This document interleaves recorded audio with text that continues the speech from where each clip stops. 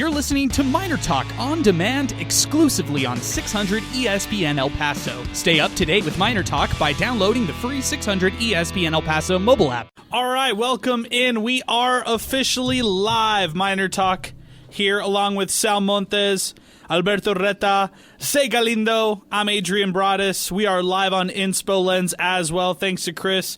And we are here. UTEP basketball comes off a loss. What is going on? What happened? They just defeated UC Santa Barbara. This was a team who shot over 50% from beyond the arc and beat the Gauchos 79-76. A good Santa Barbara team just last week. That was a team in UTEP that made 11 three-pointers. And then tonight, to go back on the road in, I would say, a neutral site and shoot 28% from beyond the arc. But more than just that, 14 turnovers on UTEP's side. They completely get out-rebounded in this one. Again, 35-21 is the glass, comparison in this one. And UTEP just falling again on the glass. And then in the foul category, UTEP racked up 22 fouls tonight.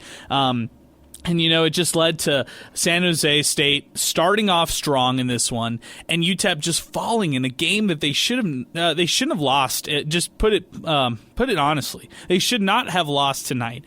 My expectations were that UTEP wins tonight, they win tomorrow, and they win Wednesday. After they dropped this one tonight to San Jose State, 71-65 when it was all said and done, I don't know if I have the confidence moving forward, Sal, that this team is going to be the one that goes, wins 2 out of these 3. This team might win 1 of 3. You said, Sal, I believe from our previous MInerTalk, you were picking 2 of 3. You still said that there one out of.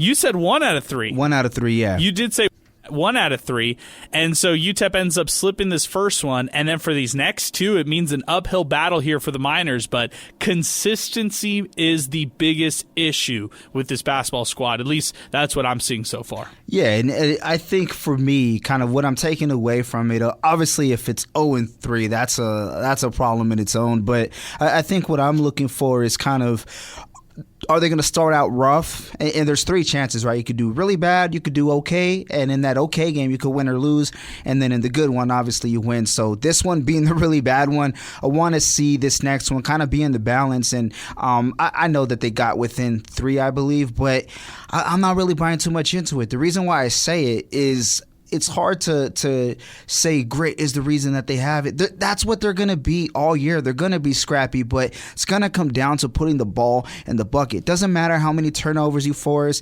how much you disrupt the opposing offense. If you can't get it going on your end, it's going to be a rough night. So I was expecting something of a tough game. Next one, I want to see them be in it beyond, or not within the last couple of minutes only. I want to see them be in it, basically half of the game or more than that, and snatch it away, or maybe it gets snatched from them in the final minute or so. That's something you can take away from. But as long as they play defense, Adrian, they're always going to have a chance.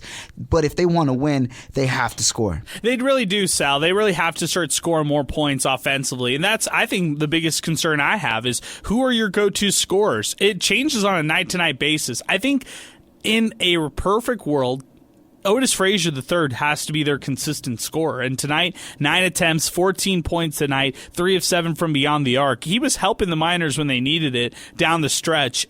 They just need it consistently from all their guys. I mean, tonight, Devin Barnes with 6 points in this matchup, Ahmad Bynum with 3. Those 2 went off, absolutely off against UC Santa Barbara. And it felt like, it feels like last season at points where they struggled offensively in the 2023-24 season last year, where I just felt like this offense felt anemic at times. They'd go on these scoring droughts, and it would be like trying to claw from those mishaps. But Alberto, you were the one tracking the shots like throughout the night here tonight. Your thoughts on what Sal said, talking about the real challenges UTEP's having offensively. No, well, I think that the outcome of today is really what you expect after that super, super slow start that the Miners have. I'm just kind of looking at it now on paper as it happened. And the first two possessions by the Miners are two possessions that are handled by Otis Frazier. The first one is a missed three, and the second one is a game-tying layup that makes it 2-2. And that was when in the 18th minute, the Miners would go on to go like 3 minutes without scoring again, and it's those long moments without scoring that do the Miners no good and really put them in these huge holes that make it difficult for them to get out of. And then they have to start shooting the ball. And then if they don't shoot the ball well from the jump, well, that puts you in an even bigger hole. So it's just a lot of bad situations happening all at once. But yeah, it was just a very disappointing game today. Yeah, disappointing loss all around. Our telephone number, 915-505-6009. We're brought to you by Jack in the Box. Big shout out to Jack in the Box. They fueled us here before this Miner Talk edition right here. Big shout out to them. They got 15 locations in El Paso and Las Cruces. They're open 24/7. So if you're talking about late night, early morning, lunchtime, dinner time, that's Jack in the Box. They're always open. They've got locations all across El Paso and even Las Cruces. And big shout out to Jack in the Box, the perfect spot before and after every game. Also, big shout out to the Oscar Arieta Agency. They bring the Hometown Hero Award every UTEP men's basketball game. Check them out, OscarArietaAgency.com, to nominate a person who could be the next hometown hero. Check them out online as well. And then we'll give out some awards later on thanks to our great friends at Wind Supply El Paso. I also want to mention this. How about this one right here? The District Pub and Kitchen West, 3233 North Mesa, they are going to be showing all these games. So if you're like us who are struggling to watch this one on Flow Sports tonight, the District Pub and Kitchen West, 3233 North Mesa, they will have tomorrow's game. They'll have Wednesday's game shown on the big TV. They were showing some Monday Night Football tonight, and they'll also have the rest of the games all week long. So big shout out to the District. We'll be out there as well, getting a chance to watch them. They have Taco Tuesday tomorrow, and then Wednesday they've got a great rolled taco special along with their $7 burger special. So all that is coming up and more this week, 600 ESPN El Paso. As we welcome in UTEP Zay Galindo to the program. Zay, this is your first Miner Talk for basketball this year. Due to scheduling issues. We've had a lot of scheduling problems, and the reason is it's just so busy, man. We've hit the sports equinox where all the sports have hit all at once, but nonetheless, I'm very excited that you're back with us here to talk some hoops. I'm not happy that we're talking about a loss here. 71-65 is the finish here for San Jose State beating UTEP. I did not expect this. I mean, first off, it's good to be back. I'm happy that I'm back talking some hoops, and what can I say? I'm just a busy man these days. What can I say? Senior in high school, I got you. No, I'm just playing. But, I mean, disappointing loss. This was a really disappointing loss. And, listening to this game, I wish we could watch this game. I think it would give us a better idea, what happened. It would give us a better idea. But, I mean, listening to it, UTEP just did what we were used to seeing UTEP do. I mean, these past 3 years, right?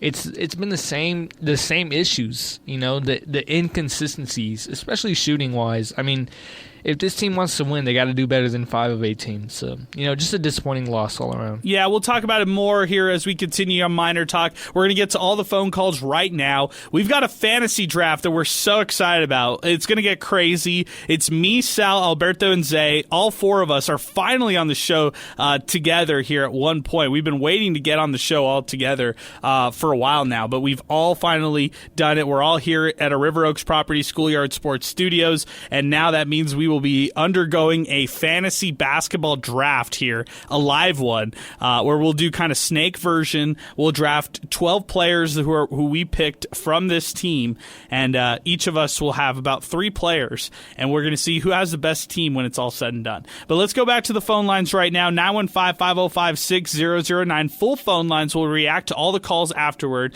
Let's go out to Vegas. It's Sideline UTEP who is joining us out in Las Vegas. He was on site to cover the Ball Dogs Classic for Sideline Sports. Sidelines, it's great to hear from you, man. But what a disappointing loss for UTEP. Give us this, or paint us the picture of what's going on in Vegas and tell us all about it, man. Hey, what's up, guys?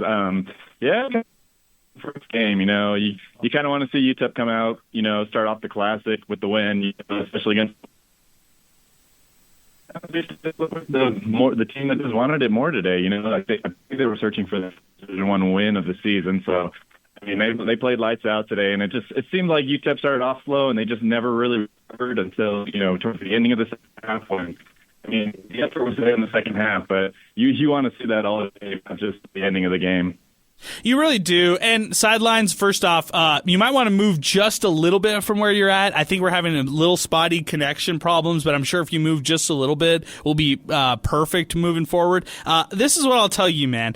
I was so disappointed on how this game started. And now it's becoming a reoccurring issue, right? And the losses that you can point out. The exhibition game, sure. Okay, you go down big to New Mexico on the road. That's an exhibition game. You could shrug that one off, but still a bad start that we can talk about. Utah Valley, that was a terrible start. What was it, 15-0 before UTEP got their first bucket in that matchup?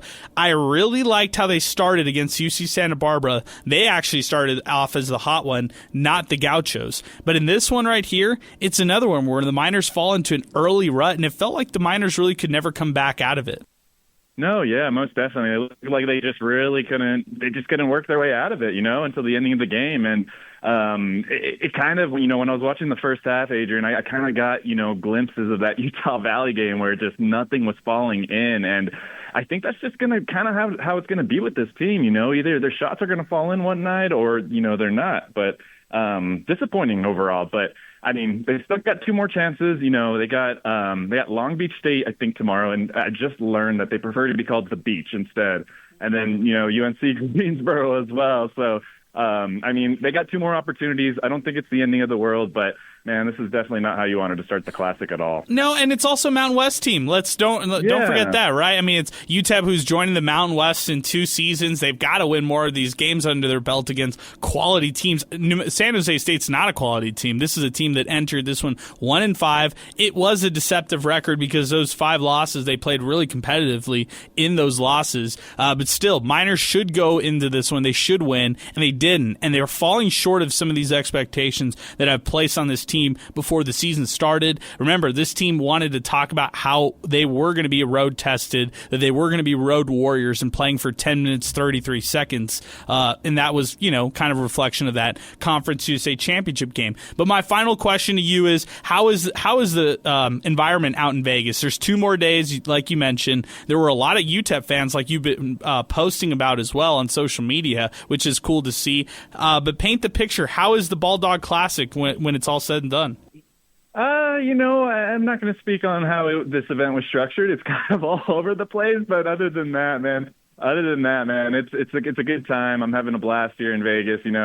Thankfully, I get to stay at my grandma's house, and I get some quality family time. But there was a lot of Miner fans here, man. The Miner fans showed up to Vegas, and, man, we couldn't deliver them a win. But hopefully they come back for the next 2 games, and we can deliver something. But great environment, not too many fans, but it's still just an awesome experience all around. Okay, good stuff, man. I appreciate it. Sidelines, UTEP. We appreciate you big time, man. You enjoy the rest of your time out in Vegas, and we'll talk to you later on, man. Good stuff. But Sidelines, taking a little shot at the Ball Dogs Classic you heard right there. He's like, I didn't like how it was all structured, so there's probably some craziness. Hey, Sal, as long as they don't have a Conference USA curtain over there, I think all things will be okay at the Ball Dogs Classic. That's true, and especially the refs. Keep the refs away. And it's not homerism at all. It's basically just trying to get away from home. Don't treat those other teams the way that you treat not just UTEP, but Middle Tennessee, Louisiana Tech. Let's even go back a couple of years. Marshall. Let's just throw them all out there. But kind of in the parking lot, but not in the arena of the disappointment in the tournament. Obviously, I'm not there, but Reno, Nevada? Or Henderson, Nevada? Henderson. I thought this was the Ball Dog Classic in Vegas. It says Vegas on the flyers, but whatever. I don't know. You got to drive 45 minutes outside of Vegas to actually go to this one right here. Yeah. That's hilarious. I love it. All right, good stuff, guys. Let's keep it moving. 915-505-6009. Couple other calls to get to. Then we'll talk more about, just our thoughts on this game when it's all said and done. Brian is next to join us. After Brian, it's Carlos. Brian, good evening, man. What's happening? Yeah, what's up, guys? Just overall a very disappointing result. Well, what really pissed me off was our 3-pointers. Today was atrocious. Wait, let me pull up the score real quick. In our 3-pointers, we were 27.8% compared to San Jose State's 46.7%, which is really bad. Such as Trey Horton missing all 5 of his 3-pointers. And overall, just a very disappointing performance from the offense. Defense wasn't great either, and I can really see improving going forward through the Bulldogs Classic.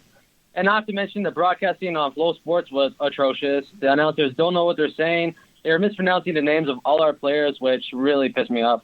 At one point, it was like 43-27, and I just turned it off because I didn't want to watch it anymore. But hey, shout out to Silence UTEP being famous, though. Oh, he is famous. He is famous. And he's out there at the Bulldogs Classic. And, I'm glad that you shouted him out.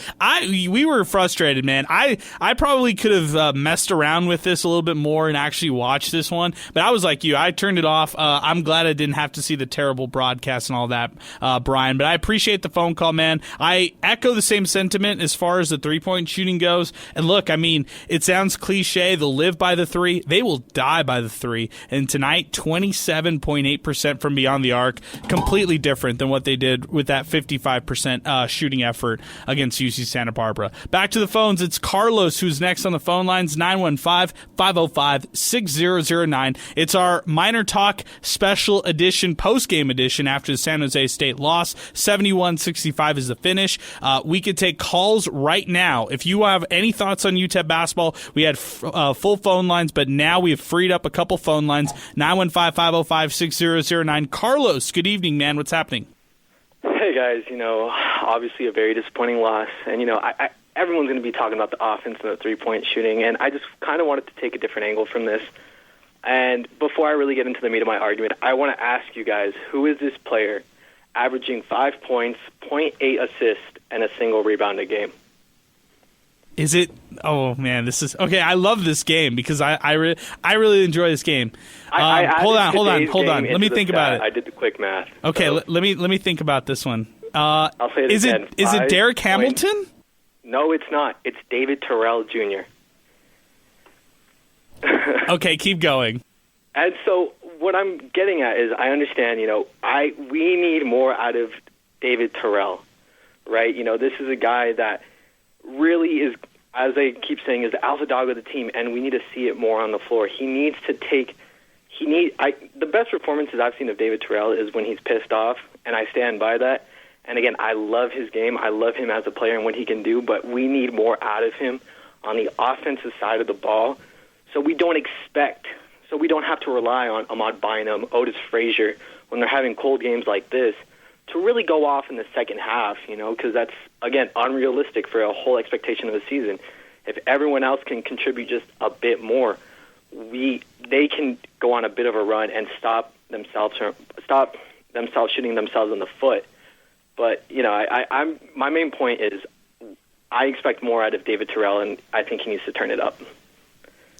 Man, Carlos, this was maybe the call of the night. Great call. And I'm just saying this because I was really hoping, I was talking to some of the guys here on MInerTalk, and I was hoping off air no one would bring this up. And so any final thoughts before we talk about what you had to say? Yeah, again, I say this with, I really like David Terrell, and I don't mean it in a very, I know. No, hey, this is a safe space. This is a safe space. I know that his mom is probably listening, and, I'm just no, I'm not doing this because I'm mean. I'm doing this because, I want him, to be the best player in UTEP, but, it's just, yeah, but that's all I got, man. Great stuff, Carlos. I appreciate you, man. Thanks for giving us a call, 915-505-6009. All right, guys, let's open up the can of worms. David Terrell. Number one, I just want to say this. I'm the captain of the David Terrell fan club. I was the president last year. I founded the club last year in 2023. It was I established it. We had a couple members in the club, and then a couple people went away, and then everybody wanted to sign up. We have a long waiting list as of the Conference USA tournament. The waiting list went long. We had to put people, on hold, and then now everybody's missing the meetings. No one's coming around to the meetings anymore. But I'm still here. The David Terrell fan club, I'm still here. You know what? I was thinking of it like the David Terrell show, and obviously I'm still on board. And I thought of something, but it wound up being a pun, but for the Terrell show to be on. Unfortunately, there's just some technical difficulties, and I don't mean that facetiously. Just wanted to throw that out there. But no, man, it's a rough start to the year. Still trying to get his footing, I guess, so to speak, get the feel of it, especially with some new guys out there. I know it's not entirely new, but you definitely do expect more based off of the year that he had last year. But it's still November. So it's a very long season. Yeah, we're only 5 games in. Zay, go ahead. Can I be like, I think I've earned the co-president, vice president of the David Terrell fan club, and I proudly hold this position. I love this position, and I think that, David Terrell is such a talented player. I'll start off with that. And I know he's been struggling. I mean, he's literally either been ejected or fouled out, the past 3 Division I games. Like, that is a big red flag. But, I mean, like we were talking about before we went on air, the ups are so high that you take the bad, right? This guy's only a sophomore. We put so much on a guy that he's only a sophomore, right? He only averaged like 6 points last game. Maybe our expectations for him were a little bit too high, right? Maybe that development is going to come with time. But at the same time, I mean, everybody's going to have their sophomore slump. I do have faith that he'll get through this. And I think that his defensive upside, regardless of what his play in the box score is, I think it's too high to take off, right? He's going to play more than 20 minutes every game, regardless of what he's doing on the offensive side of the floor, because he's just such a good defender. Well put. I don't really need to say much more. I'm going to save my David Terrell stuff for when we do our fantasy picks. I'll just say this, 6 points today. He had a nice up and under that made me think, okay, is this where he starts to turn the corner? To the last point about Carlos, I'll disagree on the sense of he's saying I think Terrell plays his best when he's mad. We've seen, and I'm just, all right, let's state facts. Let's state facts here, okay? Against Division I teams, all right? Let's start the first game. The first matchup against a Division I team in Utah Valley. He fouled out, and he didn't really foul out. He got thrown out of the game thanks to a double tech that happened in that matchup right there, okay? So that happened. Fouls out at UC Santa Barbara, and then fouls out tonight against San Jose State. So that's the 3 games so far against D1 opponents for David Terrell Jr. Do I think this is a problem? No. Do I think this is a bad start? Yes, and I think that's the fair way to look at it. And I do trust that he's going to be back into David Terrell Jr. form once conference play starts. But he's got to, and he knows this. He doesn't need to hear it from MInerTalk. He doesn't need to hear it from his mom. He knows all of this. That's what I like about him. He's a very self-accountable guy. He's an alpha in the room, and he knows what it's going to take in order to get out of this, whatever this is. 915-505-6009. Let's get to a couple comments, and then we'll do our long-awaited draft, which I'm very excited about. Carlos Becerra, he said, all those missed threes. And Alberto, you were tracking all the shots tonight, so you saw all those missed threes too. Yeah, the team was rough. You live and die by that 3. And I'm going to read off some kind of some stats or just some facts that happened. And look, in the second half, the Miners' first bucket came in the 15-minute mark. Terrible. And then was two free throws by Derek Hamilton. San Jose State went on 2 sizable runs in the first half alone, 15-4. That's to open up the game. So you open up the game 15-4. What do you expect to do? Exactly. So it's like, and then in the first half, after that, San Jose State goes on a 12-3 run. So there's a lot of stuff where it's like, well, you didn't really put yourself in a position to win. So the outcome here is what you expect. And, to touch on David Terrell, he could have been chucking the ball up a lot more. So you got to commend him for not overshooting the ball when it wasn't his night. Maybe they needed that, though. I don't know. You never know. You're definitely right. Maybe they did, but I want to commend him for that. Letting other guys, when they're having their night and you're not on, let them do their thing. Yeah, but I go back to what Carlos or even what Zay was saying, when others are not having the night, maybe David Terrell needs to be the guy who steps up. I don't know. I think that we're still trying to figure a lot out of this team early on in the season. So we didn't learn too much out of what this team really is. And then the small lineup approach, we haven't really hit on that, but Miners went small the majority of this matchup. It was no Kalu, no Hamilton down low. They were rolling with Otis Frazier III as their tallest guy on the floor, and it's because San Jose had to match that. But they were kind of playing the Spartans game in that sense. They weren't really playing their lineup that they usually have there. Sal, did you agree with that, or did you think that was a flaw for them tonight?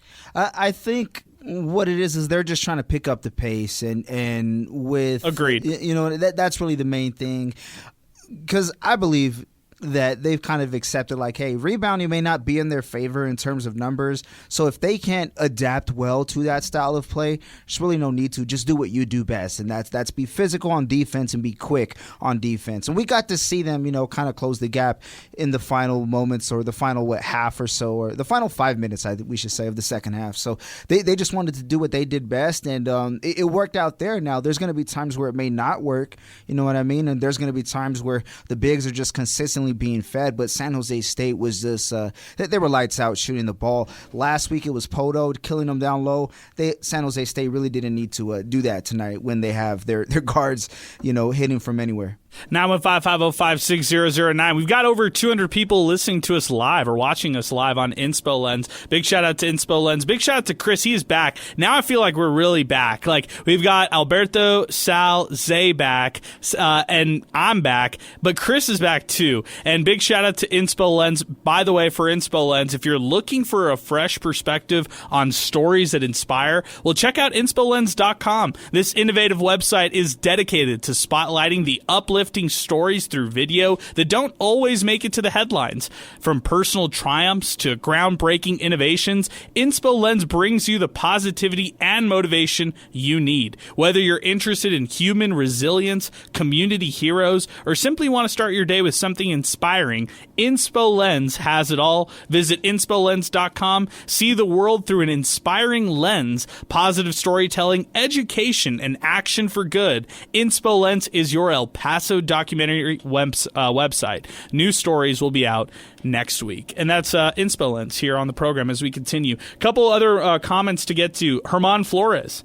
I'm glad I didn't pay $30 to watch this on a random app. I agree. I wish I didn't either, my friend. This is coming in from Matthew Castro. This is year 4 of Joe Golding, and it feels like we have the same inconsistencies that we've had the last few years. Patiently waiting for our next tournament appearance, but that doesn't look like it's happening anytime soon. Hope I'm wrong, at David Isaac. Diet Coke 915. What a username right there. Golding out. 4 years of the same play. Jim Center, Heather Wilson, stop the penny pinching and get a good quality coach who is a proven winner and not some FCS nobody. Oh, man. Isn't that what people wanted? And then when Golding was hired, they were ecstatic. I know I was ecstatic, and now I'm not out on it, but that's what people wanted. Exactly. They wanted this guy was coming off of a tournament win, so come on, man. So Hermosillo, just when you think they turn the corner, they go out and lay an egg. Worst part is this team is well-traveled. Bahamas, Chihuahua, Albuquerque. Also, this team doesn't have the highest payroll NIL in Conference USA. No. UTEP does not have the highest payroll in Conference USA. Hermosillo, not even close. Are they? Well, maybe they're close. I should say, if they're in the top 5, I wouldn't be surprised. But from the schools that I know, UTEP is not in the. UTEP doesn't have a higher NIL than Liberty. That's just facts. And so there's others right now in Conference USA. I mean, the Hilltoppers have 2 or 3 different NIL collectives that just support basketball alone. And we'll also say this, Esau, UC Santa Barbara has a 7-figure NIL. UTEP is well under that. So, yeah, it's just a reality. UTEP is still not as competitive as they need to be for NIL resources. Manny David, I figured UTEP would go 2-1 in the Ball Dogs Classic. I didn't have them losing this one. Hopefully they can win the next 2. Can't have another poor first half and a poor start to the second half. Forced turnovers are good. Gotta work on rebounds. #MinerTalk. Tristan Pence, our pal. UTEP lost a game to a 1-5 team who turned the ball over 24 times. That's awful. Joe Golding has to do a better job getting his team ready to play. UTEP had to resort to playing Frazier in the post. That's just sad. Let's hope the Miners get their act together tomorrow. Zay, were you upset with the post play or that decision to go as small as they did and kind of, go with what San Jose was kind of throwing their way? No, I think this team, they can succeed if they're a small, with the smaller lineup. But at the end of the day, I just don't think that. I just think with the personnel that they have right now, how this roster is made up of, most of the time they'll have a better chance to win going small ball. And it depends on the matchup, of course, right? If you're playing against a bigger team and a more physical team, then definitely, right? It'll favor you if you go with the bigger lineup. But at the end of the day, for the most part, UTEP going small could really benefit them. 915-505-6009, our telephone numbers. We continue. A couple other tweets to get to. Adrian at Enemy Win 3. We know Golding is a good coach, so he's going to get the most out of these kids, but we aren't getting the kind of talent to win championships or get to the NCAA tournament. Coach Joe Golding saying 1-5, now 2-5. San Jose State is really good when they were picked bottom of their conference and rebuilding. Has to be the most UTEP post-game statement ever. Oh, man, that's a tough one. Poncho, I guess UTEP men's basketball lives and dies by the three-pointer. No mid-range shots? No inside game? That's a lazy way to coach a team. #MinerTalk. Pick my Axe 915. Inconsistency has definitely been the most consistent thing about UTEP hoops under Golding. It's a pattern, and I don't think it'll ever change under Golding.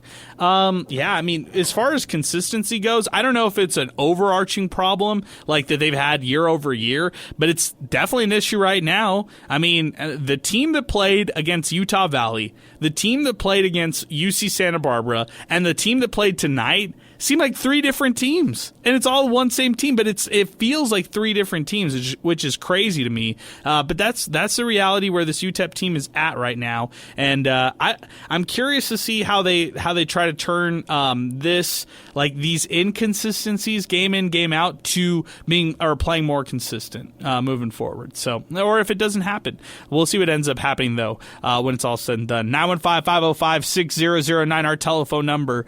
All right, guys, it is time. It's time to do it. And it's time to lock in. It's time for our fantasy draft, and it's time to go around the table. We are doing this snake draft, and we're going to do this where I pick we went through our selections for all our listeners out there. I am the first pick, so I'm very excited, and I did not cheat, right, Sal? You're my witness, Sal, right? How many is it against you right now so I can join the match? No, I'm joking. No, it's all good. There's no cheating. Okay, no cheating here. I was first pick. Sal was second pick. Alberto third. Zay fourth. Then Zay for the snake draft. He's going to pick fifth. Alberto will be picking sixth. Sal seventh. I will be eighth. All right, Sal, do you have your second pick? Because I'm on the clock officially for number one. I know what you mean. The second round. Yeah. Okay, I don't have that, but I have number one, though. Okay, all right. So my first overall pick. So I'm 1-1. Okay. So these are all the teams. I should probably get a pen. I should probably write all of this down. Yeah. And I've got a couple right pens here. back here. If okay, you guys need cool. some. I'll write it over here. I've got this on my side. Thank you guys.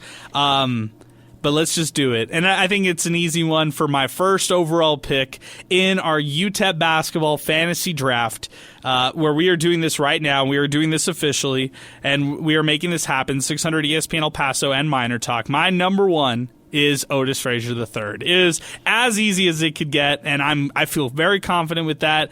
Otis Frazier III, night in, night out, is UTEP's best player. He's the best two-way player, and I feel really good about the senior being on my team as my first overall pick. Even though I don't pick until pick number 8, I feel great about Otis Frazier III leading my team. Sal, you are on the clock. Number 2. You know what? You might say it's recency bias. However, just judging off of minutes, this guy leads the team in minutes, so he's going to be out there the most, and that's going to be Corey Camper Jr. Wow, Corey Camper, the number 2 pick. We've already gone off the top. Of this. I love it. Corey Camper Jr., number 2 overall pick, going to Sal Montes. All right, Alberto, you are next up. You have pick number 3. Where are we going here? I'm gonna go David Terrell Jr. I believe I'm buying the stock at its at whatever it's at right now. Give me David Terrell. I feel like half of us, we all picked everything that everybody else wanted. I really feel like there's a lot of picks here that everybody else wanted. That's too bad. I wanted Terrell with my 6th pick. Now whatever. This is really different. Now I could be all right. Let's do this, okay? So to round out round number 1. We've got Otis Frazier III. He's off the board. Corey Camper Jr. He's off the board. David Terrell Jr. off the board. Those are the 3 first picks in this draft right now, and that leads us to Zay. This is blown his mind. I could tell he's writing all these notes. He's already got a board up right now trying to figure out who's his fantasy winners. Zay, you have the last pick of round number 1. Where are you going? Wow, I mean, you have the easy. Actually, yeah. I know where this should go. These two are kind of obvious where I should be going, and I went back and forth on them a little bit. I was hoping David would fall to me. He didn't. So, the 4th pick, I'm going with, the Tarleton State transfer, Devon Barnes. I mean, I don't know how he fell to me, but I knew that one of the big time guys were going to fall to 4. So it's nice to have Barnes on my team. Okay, so Devin Barnes it's an easy pick right there. I love it. It's a literal layup, and you're going 4th overall for Devin Barnes. This makes it exciting because now you have the 5th pick. Now you could go a lot of different routes here, but I think I know where you're going. So go ahead. Yeah, I think I'm going with this route. I mean, I could go with the safer pick. And I'm not going to say who that is, but I could go with the safer pick. And on the other end of the what I'm talking about, there's 2 players that I'm looking at, right? That I'm saying, okay, they both have really. I know you don't have to say the name, just say the initials. All right. He's giving the spark notes for all his other picks. Man, yeah, it's gonna be Ahmad Bynum. Yep, I wrote it already in pen. I had it in pen already written down. There's no chance in my eyes you'd go anywhere else. Ahmad Bynum goes 6th overall in our fantasy draft. So off the board, we've got Otis Frazier III. He's already off. David Terrell Jr. is off the board. Devin Barnes off the board. Corey Camper Jr. off the board, and Ahmad Bynum off the board so far. Okay, so now we get into the full part of the second round. And Alberto, you've got the second pick of the second round. You know what, guys? This is where it gets fun. I'm a double believer. He's going to do it. Give me Derek Hamilton. Oh, wow. Okay. I like him. I just want to ride with him. I really like it. I like him. Like I want it to work out. I'm picking with my heart today. Okay. David Terrell Jr. For the whole season. David Terrell Jr. and Derek Hamilton for Alberto. This leads us to Sal. Sal, you go ahead. I'm not even ready, man. I have no idea, but I got to go with it, man. And do it, please. Geez. We've been waiting for somebody to do it. Man. It's easy. You have one big man on this team. I know. And I know you're baiting me to it. However, what other option is there? And I cannot jump off ever. Give me the guy who switches screens the best. Give me Kalu. He did it. Kevin Kalu is the 8th overall pick, and Steve that means Yellen, I hope you're listening, my man. Yes, and that means thank you guys. This was rigged for me. This was made for me, and I feel so great about it. Trey Horton III is going to be my next pick. I feel great about that one right there, and I get the next one, which is going to be KJ Thomas. Sorry, you guys. I feel great about this. I've got Otis Frazier, Trey Horton, and KJ Thomas. Who's beating my team? I've got the best team. I'm sorry, guys. Sal, we're going back to you. You have between DeCannon Wickware, Elijah Jones, and Baylor Hebb. Give me Elijah Jones.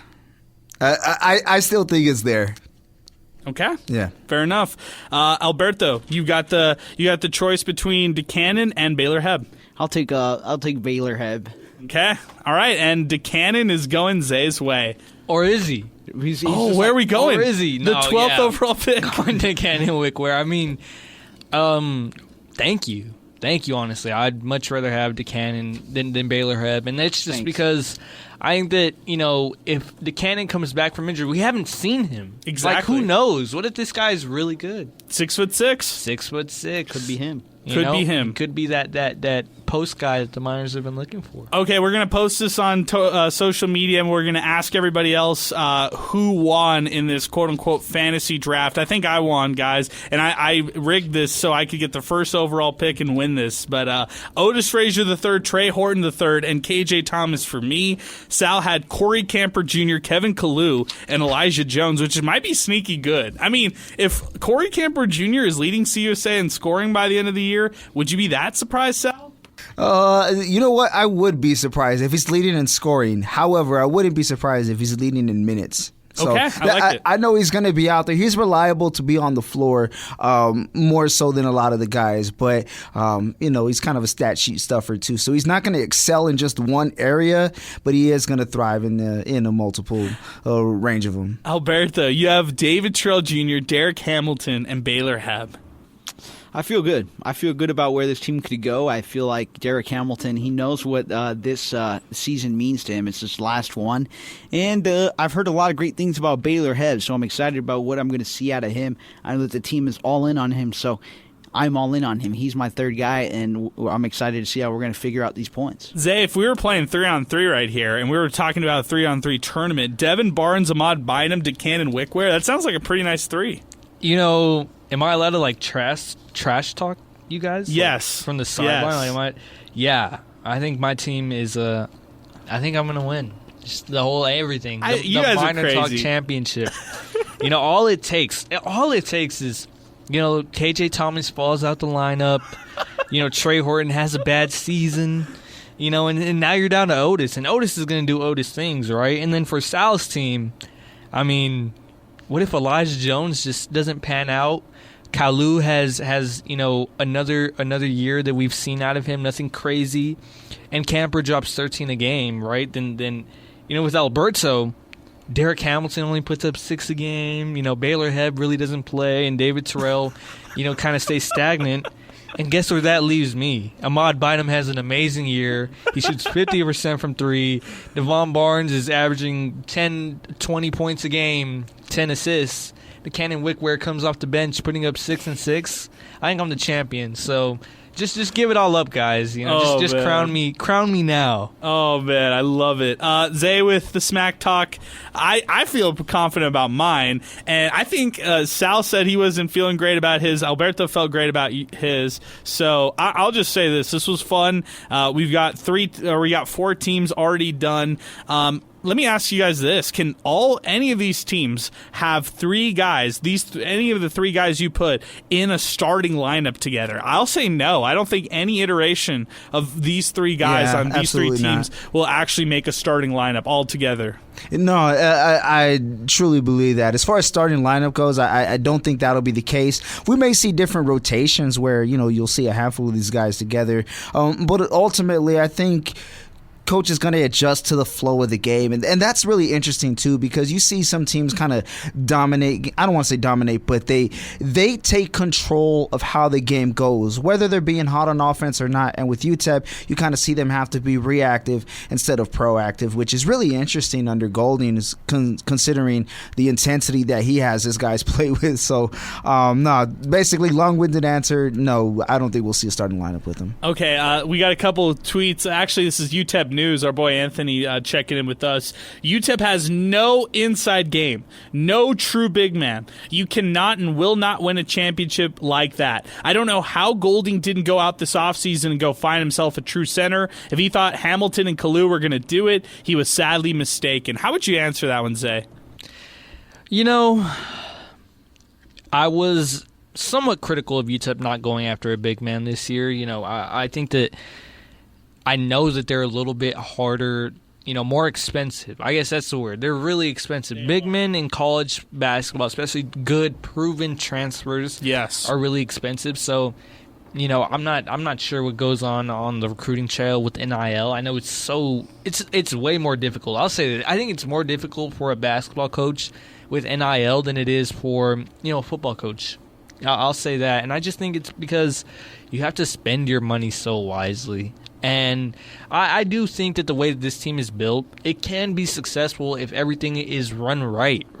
if Kalu does his job, gets 6 or 7 rebounds a game, Frazier is physical, Terrell is physical, they can play small. But we see games like this where, it kind of just backfires on you, and not having an inside game, not having a true big man really does hurt you. So, the coin flips either way, right? On a win, you're applauding the way this roster is built, built to shoot, built to run in transition. And in a loss, you're really, attacking it because they don't have a true big man.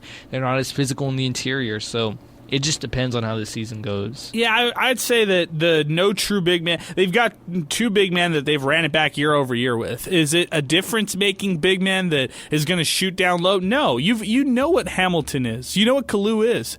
These guys are the same players they've been on since they've been on campus, and the upside for Hamilton, I think, is higher than Kalu. But Hamilton's never really shown his consistency in trying to make himself in shape or be well conditioned to actually play in longer minutes during stretches. And for Kalu, how do you take him off the court when he's that strong defensively for you? I guess the only reason you take him out is he's not giving you much offensively, Sal. And you know what? Unfortunately, when UTEP needs size, that's who they're going to defer to. It's basically just those 2 guys, and that might be it pretty much. And this is no disrespect, but it kind of reminds me of like bigs, in the pros near the end of their career, where they're there just to kind of fill up space and make sure nobody really attacks the paint. But we've seen teams attack the paint and kind of be quicker than UTEP to that spot. So that's kind of the down part of it. So I'd expect this team to be, you don't have to look at the roster and see what they've done recently, but just off of that alone, they're going to be guard heavy at times where they don't necessarily need to be or want to be. Yeah, that's a good point. 915-505-6009. As we wind it down, we've got a long week ahead of us. Not sure what's in store tomorrow, although I'll say this. UTEP's already 7.5-point favorites against Long Beach State. Wow. A lot of points. I know it's Long Beach State, who's a bad team. I get it. I get all that stuff. But what happened tonight? Miners take on a 1-5 team. Granted, that 1-5 ends up being more deceptive than it, looked on paper. But still, for Long Beach State, this is a team right here who's coming into this one not highly regarded, not highly touted at all, They're 1-5 as well. They're on a 5-game losing streak. They lost Saturday to Fresno State 72-69. They've lost to Gonzaga 84-41. Portland beat them 63-61. They lost to San Francisco by 30, 84-54. And they also lost to South Dakota State by 1, 80-79. So just like San Jose State, this Long Beach State team plays people pretty close. It's a lot of points there, guys. Yeah. And to add on to that as well, they are trailing Greensboro by 11 at the half, 35-24. But, I mean, just look at who they've played, and it's been strong, or I don't want to say strong, but it's been consistent Division I talent, if you really look at it and pay attention to the tougher ones. So it's not going to be as easy. People were thinking it was going to be basically a shoo-in for them to get the W just because San Jose was 1-5 going into this one. Going into this one today, Long Beach is 1-5. We'll see where they are tomorrow, but don't have that same sentiment. Yeah, I don't either. I mean, Zay, this is one I think the Miners should win tomorrow. And I know that UNC Greensboro is going to be a tougher game on paper, but I want them, and I expect them to beat UNC Greensboro. The beach, The beach. Long Beach State. Call them the beach. Yeah, everybody. I don't know. I'm not going to say everybody, but, we know the story of them last year. They fired their coach, but he gets to coach the team to the NCAA tournament. It's a great story. Nonetheless, UTEP severely, is more talented than the Beach team, and this should be a win. I mean, no doubt about it. I know they're coming off. They'll probably be coming off a loss, be 1-6. This should be a win. I mean, there is no ands, ifs, or buts about it. UTEP needs to respond to this loss with a dominant victory over the Beach. All right, as we wind it up with some closing thoughts here tonight, our Win Supply El Paso hot hand of the game is going to Corey Camper Jr. 21 points, 7 of 16 from the field, 5 assists, no turnovers, 4 rebounds, 6 of 6 from the free throw line. Just outstanding all around, and big shout out to Corey Camper Jr., who is our Win Supply El Paso hot hand of the game. Hey, big shout out to Win Supply El Paso. It's starting to get chilly outside here in El Paso, and if you're looking for a new furnace, check out Champion Furnaces, online wind supply El Paso. You could click their Find a Dealer tab on their website, find a Champion dealer near you, and you could actually, find out more about furnaces here in El Paso. That's Champion Furnaces here in El Paso, thanks to Wind Supply El Paso. Check them out online, windsupplyelpaso.com, as our Hot Hand Award recipient is going to Corey Camper Jr. As far as player of the game goes, I think it's Camper Jr. who's going to sweep both awards, guys. Thanks to the Oscar Ideetta Agency, the player of the game is also going to go to Corey Camper Jr. Those stats that I just mentioned, plus he also had 2 steals in 35 minutes of action. In this one, Corey Camper Jr. felt like he was their only solution. So we're giving both awards here tonight. Corey Camper Jr., he earned them, and he gets the Oscar Ideetta Agency player of the game. And thanks to the Oscar Ideetta Agency, they are going to be awarding new people hometown heroes at the next UTEP basketball game. If you know somebody who could be nominated for the next hero award, check them out, OscarIdeettaAgency.com. Click the hometown hero button and click the nominate button as well, so you can fill out some information. Let them know why you believe somebody in your life should be the next hometown hero for the Oscar Ideetta Agency. Real quick, guys, check your phones and look at the text. Oh, that's right. Corey Camper's on my team. Oh yeah, thank you. Sal with a big shout out. Hey, Sal, you took home some hardware today. I'll give it to you. I like myself in the long run. Otis Frazier III. How many points does awards give you? I feel like awards should give you some points. No. That's a good one. We got to figure that out. We'll do it after Turkey Day, after Camper gets like 6 more. I love it. I love it, guys. Hey, big shout out to you guys. Thank you all so much for all the hard work. That's you, Alberto Reta, you, Zay Galindo, you, Sal Montes, and of course, Chris with Inspo Lens. I appreciate all our team here for Miner Talk. It's a late night here on a Monday, but we're doing it and we're having fun while doing it. San Jose State defeats UTEP 71-65. We've got a long week, so we're going to sign off tonight. We've got Long Beach State tomorrow. We'll be back Miner Talk after that one, then Miner Talk after UNC Greensboro, and it's all coming up here on 600 ESPN El Paso. And for all of us here on the program, we're signing off tonight. If you miss any of our podcasts, check us out on demand, and we will continue to keep you updated with our fantasy team. So we'll work on a graphic for that, and we'll talk more with you all tomorrow. But for all of us here tonight at our River Oaks Property Schoolyard Sports Studios, we're signing off and saying thanks for listening to Miner Talk, brought to you by Jack in the Box here on 600 ESPN El Paso.